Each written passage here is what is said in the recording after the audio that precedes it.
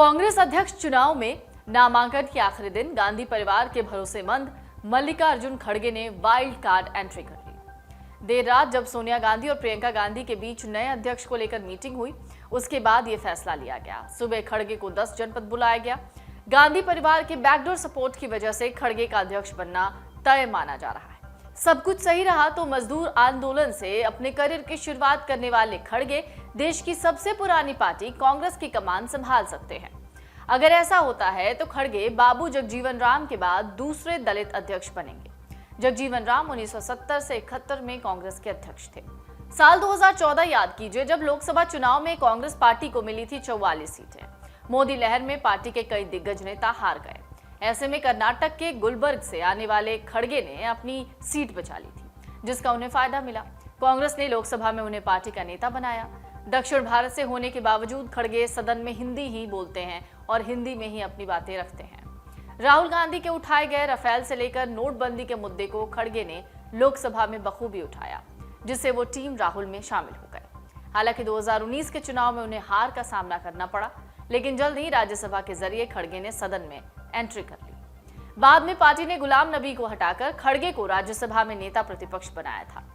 2019 में महाराष्ट्र में जब धूर विरोधी उद्धव के साथ सरकार बनाने की बात आई तो पार्टी ने खड़गे को ही प्रभारी बनाकर भेज दिया। खड़गे सोनिया के इस मिशन को वहां कामयाब करने में कामयाब रहे। इतना ही नहीं, जुलाई महीने की बात कर लें, जब ईडी ने सोनिया राहुल को पूछताछ के लिए दफ्तर बुलाया, उस वक्त संसद में विरोध का मोर्चा खड़गे ने ही संभाला। 2013 में कर्नाटक विधानसभा चुनाव के बाद खड़गे मुख्यमंत्री की रेस में सबसे आगे थे, लेकिन उन्हें केंद्र की पॉलिटिक्स में ही रहने के लिए कहा गया और उनकी जगह सिद्धारमैया को सीएम बनाया गया। खड़गे उस वक्त मनमोहन कैबिनेट में श्रम विभाग के मंत्री थे, जिसके बाद उन्हें रेल मंत्रालय का जिम्मा मिला।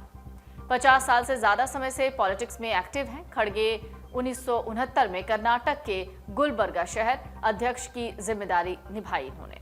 साल 1972 में वो पहली बार विधायक बने।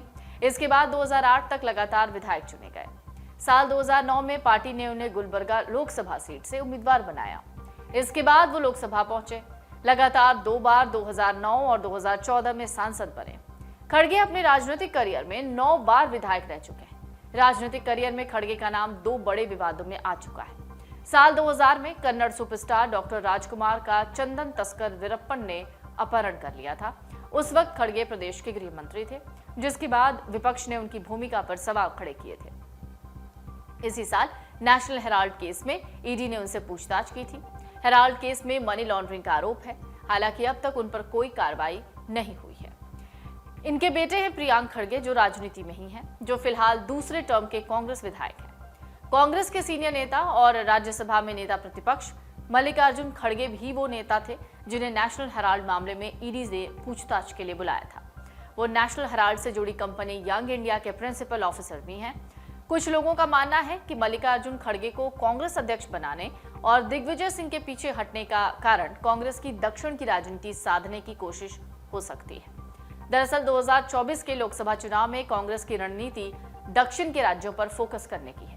अभी की स्थिति में कांग्रेस उत्तर भारत में भाजपा को टक्कर देने की स्थिति में नहीं है। बीजेपी ने भी उत्तर भारत की राजनीति को जिस तरह से अपने पक्ष में किया है, उसे देखते हुए 2024 में कांग्रेस के लिए ज्यादा उम्मीद भी वहां दिखाई नहीं दे रही। यही वजह है कि कांग्रेस भी इस बात को भांपकर दक्षिण की राजनीति में अपनी पकड़ मजबूत करने की तैयारी कर रही है। राहुल गांधी की भारत जोड़ो यात्रा का फोकस भी दक्षिण में है, क्योंकि राहुल गांधी की भारत जोड़ो यात्रा सबसे ज्यादा दिन दक्षिण से ही गुजरेगी। भारत जोड़ो यात्रा को दक्षिण के राज्यों में अच्छा खासा समर्थन भी मिलता दिख रहा है। इससे भी कांग्रेस उत्साहित होगी और जाहिर है खड़गे को नया अध्यक्ष पद के नॉमिनेशन कराने में भी एक कोई ना कोई मास्टर स्ट्रोक है ही। डाउनलोड करें अमर उजाला ऐप और पाएं खबरें लगातार। अगर आप ये वीडियो YouTube पर देख रहे हैं तो हमारे चैनल को सब्सक्राइब करें और बेल आइकन को दबाना ना भूलें। अगर आप Facebook पर यह वीडियो देख रहे हैं तो हमारे पेज को लाइक करें।